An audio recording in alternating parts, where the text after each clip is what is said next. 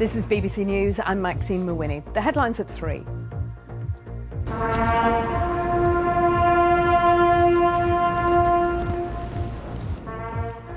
The Queen is joined by thousands of members of armed forces past and present to remember servicemen killed in conflict. Acts of remembrance took place in Afghanistan, where Prince Harry led the tributes at a ceremony in Kandahar. Trouble at the top. Ed Miliband faces more questions over his future as Labour leader. Islamic State militants claim that a British man carried out a suicide attack in Iraq. The Foreign Office is investigating. 25 years since the fall of the Berlin Wall, the German Chancellor joins crowds to mark the historic event.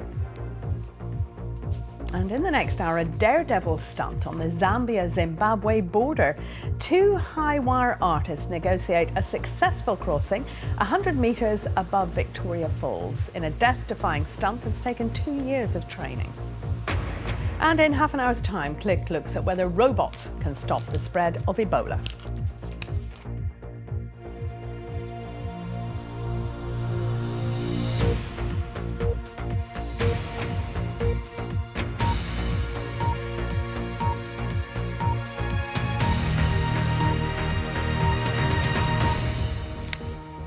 Hello, good afternoon and welcome to BBC News. The Queen has led the nation in remembering all the servicemen and women who have died during armed conflicts as Remembrance Sunday services were held across the UK. A 2-minute silence was observed before the Queen laid a wreath at the Cenotaph in central London. Meanwhile, Prince Harry returned to Afghanistan to lead Remembrance Service tributes there on behalf of the royal family. Philippa Thomas reports.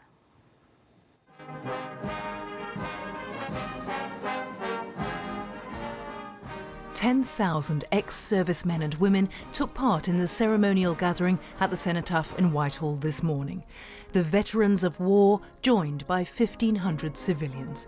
Security was noticeably tighter this year as the Prime Minister stepped forward to his ceremonial position, followed by fellow politicians, members of the armed forces and civilian services, 46 Commonwealth diplomats and representatives of the UK's different faiths, all paying tribute to the many who've paid with life and limb and health to protect their country. At 1 minute to 11, the Queen completed the formal gathering before the Cenotaph.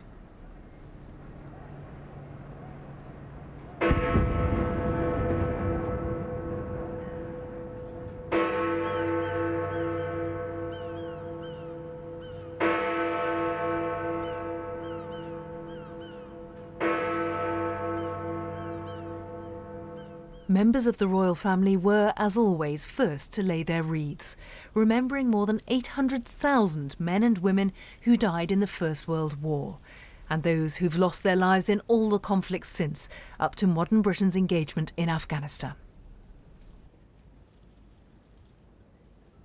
Key party leaders followed, led by David Cameron.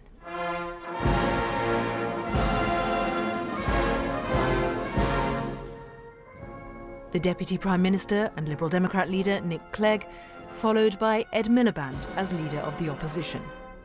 For the first time, the Irish ambassador laid a wreath in recognition of the sacrifice made by thousands of his countrymen and women. And the chiefs of the armed forces, led by Sir Nicholas Horton, who said today the last thing people should do is succumb to fear of a terrorist threat that could stop the British way of life. A way of life reflected today around the United Kingdom, from the Sea of Poppies around the Tower of London to Cardiff, Belfast and Edinburgh, where the SNP's Alex Salmond was among those paying their respects. While in Afghanistan, a special ceremony took place in Kandahar with the remaining British troops, remembering the 453 servicemen and women who have died there. Philippa Thomas, BBC News. And our reporter Rebecca Williams is at the Tower of London for us. Rebecca. Well, yes, 10,000 veterans may have taken part in the events at the Cenotaph today. They may be over, but thousands and thousands of people have come here to the Tower of London to pay their respects. In fact, there are so many people here, as you can see, that it's not been possible for us to get a glimpse of the poppies just yet. And there are people here of all ages. This really has become the focal point for the World War I centenary. Now, I'm joined by two people who've travelled a long way to get here today. First of all, Eileen, you've come all the way from Scotland. Why did you decide here rather than other events such as the Cenotaph? I decided to come here because I've been listening to the various programmes, the build-up, the interview with the chap that made the poppies, and Jeremy Vine was going on about it again on BBC Two, and I felt I just had to come down and see for myself. And what did you think? Absolutely overwhelming. It's a wonderful sight and so respectful. And Louise, just coming to you, I mean, you're a younger generation. Why do you think it's important that, you know, all these years on that we still remember? I think because all the lives that are lost have given us sort of our freedom and, you know, where we are today, and people are still, you know, fighting abroad, and yeah, it's just important to remember those lives that are lost, I think. And what did you think of the display here at the Tower of London? It's beautiful. I saw it at night a couple of weeks ago as well, and it is, as she said, that just completely overwhelming, and it just really puts it into perspective how many lives are lost, those hundreds of thousands of poppies, and yeah, to think each one represents a human being who lost their lives. I think it's incredible. And this installation really has captured the heart of the nation. I mean, why did you decide to come here rather than other events happening across the capital? I think just because it's easily accessible, the atmosphere as well. Everyone's here to enjoy it. Everyone's being very respectful. It's so busy. No one's pushing or anything like that, and it's just a lovely atmosphere. Thank you. Well, by Armistice Day, around 900,000 ceramic poppies will have been laid here, one to mark each death in the First World War. Rebecca, thank you. And we've got plenty more for you online on Remembrance Sunday, including an in-depth look at the scale of the military operation and bloodshed. That's at bbc.co.uk/news. And to get there, you click on the Related Stories link on the right-hand side. Now let's move to politics, and senior Labour politicians have rallied behind Ed Miliband amid continuing suggestions that some of his own MPs want him to stand down. The former Labour leader, Lord Kinnock, has defended Mr Miliband's leadership, saying it's not in danger and that it shouldn't be judged through what he's called the prism of poisonous press. Our political correspondent Ellie Price reports. A Labour leader under pressure. Headlines Ed Miliband just can't seem to shake off. More rumours senior Labour figures and backbenchers don't think he can lead them to victory at the general election in May. The numbers show us that he's not popular with the electorate. That's the reality of it. So what we need to do is to spread the load amongst the shadow cabinet and push some of them to the fore. Let's not believe that more Ed, as I've heard said, is the answer to winning the general election in 2015. Hardly a ringing endorsement, but not a call for resignation either. And as yet, no Labour MP has publicly called for him to go, nor stood against him. When you join the Labour Party, it's part of your terms and conditions that you're allowed to grumble about the leadership. So I'm sure there's some of that going on, but I don't really see talk of plots and coups going anywhere. Well, all right. Some critics have compared Mr Miliband's leadership to that of Neil Kinnock, who led his party to defeat in 1992 and who today came out strongly to defend Ed Miliband. He's not in danger from the Labour Party because the so-called threat is certainly not substantial, not only because all of the sources, so-called, of the threat are common in their anonymity and their tendency towards political suicide, but because there's no real substance. Ed Miliband will deliver a speech to business leaders tomorrow in which he'll seek to show leadership in an area he says David Cameron has failed in, Europe. He'll say that threats to leave the EU pose a clear and present danger to Britain's prosperity. It's a drawing up of battle lines between him and the Tories, who themselves are bitterly divided over the issue and have already lost 2 MPs because of it. Who's this? This is my daughter Zara. We got a bit nervous, stage 5. I know. He's trying hard not to scare voters on the campaign trail and hopes the speech tomorrow will take the focus away from his leadership as he bids to prove he offers no clear and present danger to his own party. Ellie Price, BBC News, Westminster. Well, joining me in the studio is the political commentator Dan Hodges. So, Dan, should Ed Miliband be worried? Yes, I mean, I think he's certainly more worried than he was on Friday. I think him and his aides thought on Friday this story was starting to go away. But obviously we've seen it again dominating the papers this weekend. Obviously we're talking about it today. And for a variety of reasons, that they just can't get on top of it at the moment. And I think it is, the thing about these sort of issues is there is a danger that sometimes they get a bit of momentum of their own, and I think we're starting to see a little bit of that with this. And what about the significance that it was in the Observer? Yeah, I mean, I think that's what's got them worried. I mean, there were a couple of things about it. Firstly, the fact that it looked like the briefing in the Observer was proactive. It was the first time we've seen some evidence of coordination on the part of those that are speaking out against Miliband, albeit privately. I think earlier in the week there was more of a sort of a sense of a spontaneous uprising from Labour MPs. This was more coordinated, and obviously it also undermines what is frankly becoming ludicrous attempts by Miliband and his advisers to claim that this is somehow all being got up by the Tory press. Obviously we had this in the story in the Observer. We had the story earlier in the week from the New Statesman. So this attempt to sort of use the Tory press line to brush it aside isn't no one's actually put their head above the parapet, have they, and said that they would be wanting to challenge him? No, and I think that's the thing that they're keeping that's keeping him and his team and their head above water at the moment. I mean, I think it is indicative of the weakness of his position, that the perception at Westminster is, were any of the names that have been floated to date, Alan Johnson, obviously, Yvette Cooper, Andy Burnham, were any of them to actually actively step forward, I think that the view is that he would be gone within 24 hours.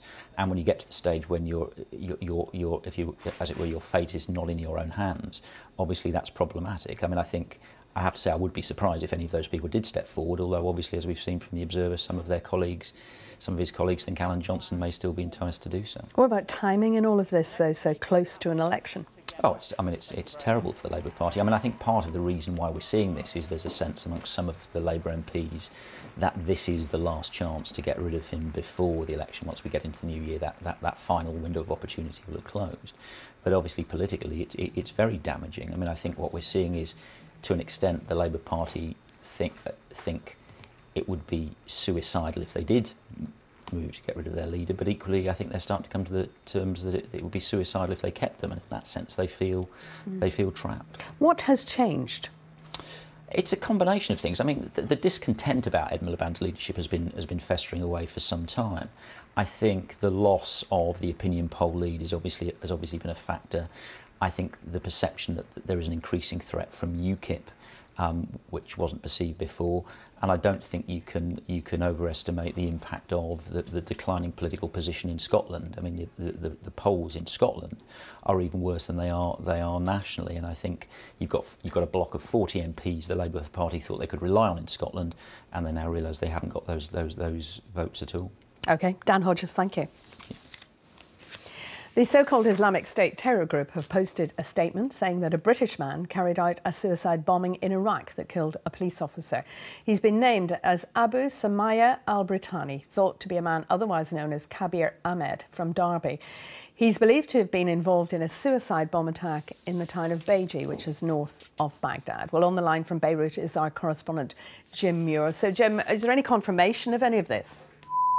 I would say confirmation, no, but plenty of reports which haven't been denied. IS itself put out various Twitter feeds saying that this was the man who did it, that he was one of a number of suicide bombers involved in a series of attacks at Beji, and that he personally was involved in a very big suicide truck bombing which hit the convoy of a very senior Iraqi police commander who's been instrumental in the government's efforts to regain that town, Beji, which is a very important one because it controls a nearby oil refinery that's still in government hands, although surrounded by rebels. So he apparently drove an armoured truck filled with, well, according to the ISIS account, packed with 8 tons of explosives into that convoy, causing a massive explosion, obviously killing himself, but also killing the police commander and several other senior police officers. Now, the statement allegedly coming from Islamic State, giving the information, is that the sort of propaganda we are now getting used to from them?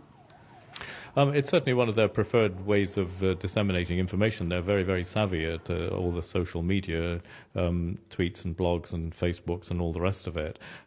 So yes, I mean, I don't see any particular reason to disbelieve this. As you may know, that the BBC interviewed this particular person back in July, and he said that he had put his name on the suicide list, and that everybody, all his comrades or colleagues, were doing the same thing, and they were all nagging the Emir, as they call him, that's the now called Caliph, Abu Bakr al-Baghdadi, to bump them up the list so they'd be higher. Well, it seems that the signs are, at least, that he has achieved that ambition, achieved what he would regard as martyrdom by blowing himself to pieces and killing some senior Iraqi government officials at the same time.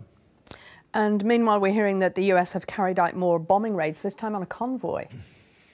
That's right. In fact, that man Baghdadi that I mentioned, the leader or the caliph of the so-called Islamic State, was rumoured to have been in that convoy that got hit by the Americans. Now, the Americans are saying, yes, they hit a convoy. It was composed of 10 armed trucks, as they called it, destroying many of them. And we have reports from Mosul, because this happened up in the north of Iraq, near Mosul, that something like 50 dead Islamist fighters were taken to the morgue there. So it was a big strike, but I don't see any objective reason to believe that Baghdadi was on that convoy. The Americans said they believed this convoy had stemmed from a leadership meeting of one sort or another, but it seems that their intelligence on the ground is such that it would have just been a fluke or a bit of good luck if they'd managed, from their point of view, of course, to if they'd managed to get him in a convoy like that. I mean, my own suspicion is that because the IS leaders are smart and because they know the air campaign that's going on, that they would not allow him to travel around in a big convoy like that would be such an obvious target. But, of course, we can't really confirm one way or another, but I would say at the moment it's at the stage of unconfirmed rumours rather than anything much more solid than that. Jim Muir, thank you. The headlines this afternoon here on BBC News. The Queen has led commemorations to honour members of the armed forces killed in conflict. She was joined by political leaders and veterans for a ceremony at the Cenotaph in London. The so-called Islamic State terror group have posted a statement saying that a British man carried out a suicide bombing in Iraq that killed a police officer. And senior Labour figures have again rallied behind Ed Miliband after further reports that some of his own MPs want him to step down as leader. In sport, Andy Murray gets his World Tour finals underway against Japan's Kei Nishikori, but it's not going well. Murray lost the first set and he is 3-love down in the second. A 10-man Celtic came from behind to snatch a late winner at Aberdeen to take them to the top of the Scottish Premiership for the first time this season. And Marc Marquez becomes the first MotoGP rider to win 13 races in a season, winning the last one, the Valencia MotoGP. And the latest scores in the 1:30 Premier League kickoffs. Tottenham are losing 2-1 at home to Stoke. Sunderland are drawing 1-1 with Everton, and Newcastle are 2 goals up at West Brom. I'll have more for you at 4:15.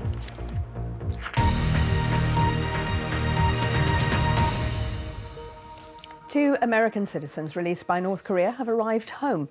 Kenneth Bae and Matthew Todd Miller were warmly welcomed by their families as they came off a plane at a military base in Washington state. Stephen Evans reports from Seoul.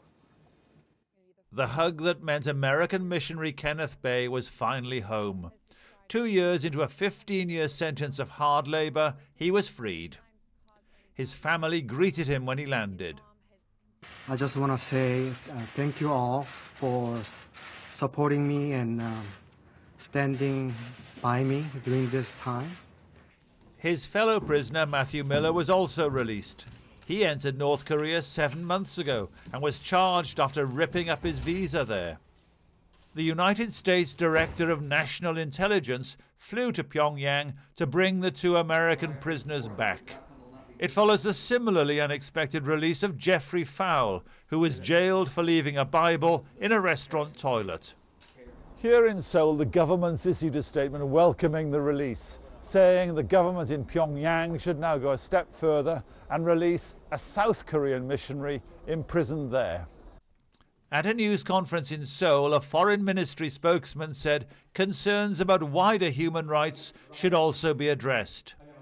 He says his government wants Korean families separated from each other to be able to reunite. 이상가족 상봉 등 남북한 간 We hope the North will also actively respond to other humanitarian matters, such as the reunion of separated families. Heavily militarized North Korea seems to be trying to charm the United States. Tough sanctions because of North Korean attempts to build nuclear weapons and missiles are squeezing the economy there. The Obama administration denies any deal was done, but it does prompt the question of whether North Korea now wants to thaw those frozen relations and perhaps even talk about an alternative to its nuclear weapons program. But that's not on the agenda today. But freeing American prisoners may eventually help. For two men and their families, it's the immediate joy of reunion that matters. Stephen Evans, BBC News, Seoul. Germany is marking 25 years since the fall of the Berlin Wall, a symbol of the divide between East and West during the Cold War. Now, earlier in Berlin, the German Chancellor Angela Merkel placed a single rose in a crack in one of the few remaining sections of the wall, part of the commemoration of those who died trying to escape to the West. Later, Mrs. Merkel, who was living in East Germany in 1989, said that the fall of the wall sent a message of hope to people in countries where human rights were still threatened. Our correspondent Jenny Hill reports from Berlin. And they were through. The border was down, Germany reunited. They'd waited years for this. Today, there's not much left of the Berlin Wall, but it still casts a shadow. Die Mauer wurde ja gebaut als antifaschistischer Schutz. The wall was built as an anti-fascist wall, Sigrid tells me, to protect us from Westerners who'd disrupt our socialist work. But the wall was really built for a different reason. To stop us leaving. They told us the opposite, and we lived with this lie. What's unbelievable, she says, is that I only really recognise that now. Berlin is once more a city divided. These balloons illuminate a line where the wall once stood. Tonight, they'll be released into the sky. There's a powerful sense here of how this boundary physically split, not just streets, not just a city, but a whole country. And the ghost of that division, some say, is still evident here today. Take the German economy. Overall, the East still lags behind the West. Incomes are lower, unemployment higher, but the gap is closing. Jenny Hill, BBC News, Berlin. Let's look at some other news this hour. Fighting is continuing in the eastern Ukrainian city of Donetsk after a night of intense mortar exchanges between pro-Russian rebels and government forces. Eyewitness reports say that the rebels, who control most of the city, have been reinforcing their frontline positions in preparation for a possible further upsurge. The Spanish region of Catalonia is holding a symbolic vote on independence. The unofficial referendum, which will not be binding, is part of a campaign by separatists for the region, which includes Barcelona, for more autonomy. The Spanish government has condemned the ballot, and prosecutors are investigating whether it's in breach of the law. 4 people have been taken to hospital with minor injuries after a cross-channel ferry hit a harbour wall at the port of Dover. The ship, operated by Dover Seaways, was on its way out of the harbour bound for Dunkirk at 8 o'clock this morning. Passengers and crew were evacuated and some people were treated at the scene for cuts and bruises.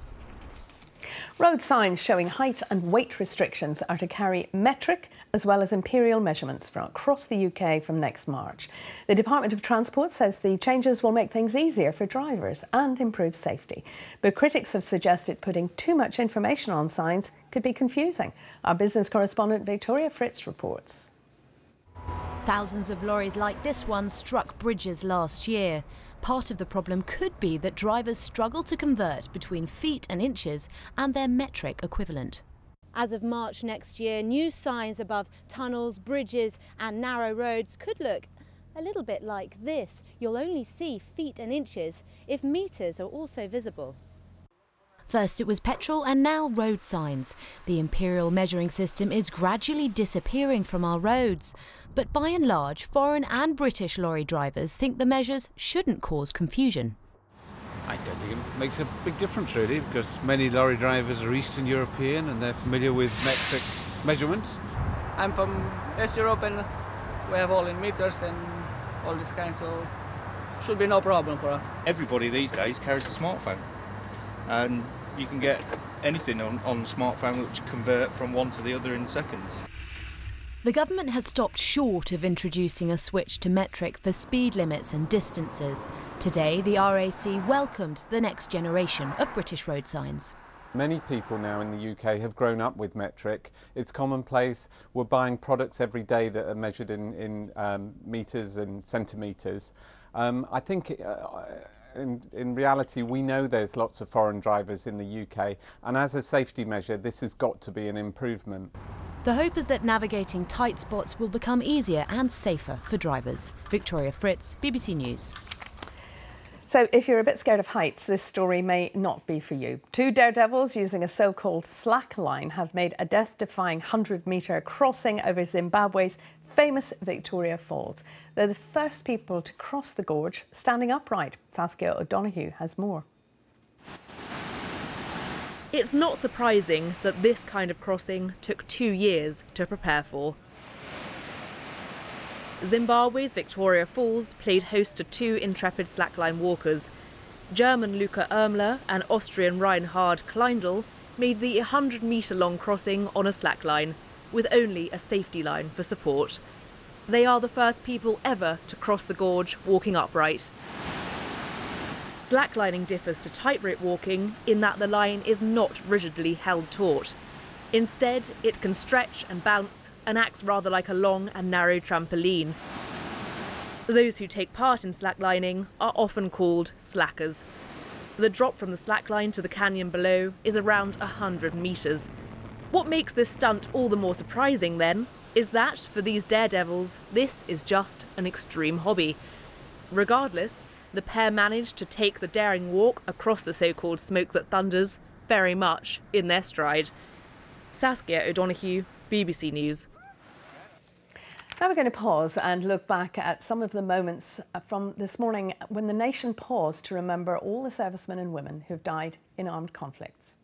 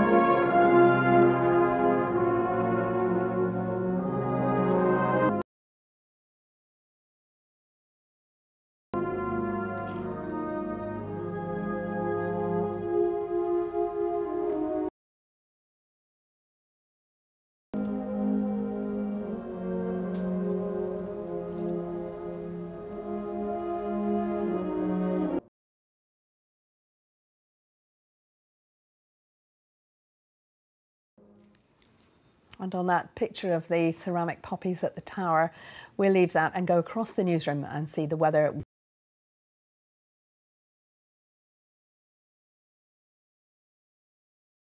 Services, and it's set to stay fine as well as we head further on into the evening across many areas. A nice end. We continue to see showers though across western parts, continuing to see some heavy downpours mixed in too, and across southern counties as we head through the course. A dry night, clear, chilly. We'll see some frost developing and even some fog as well across northern areas.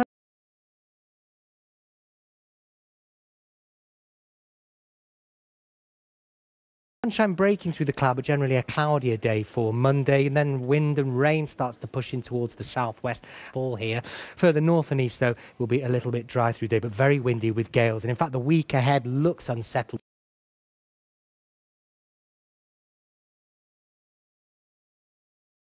By night. See you later.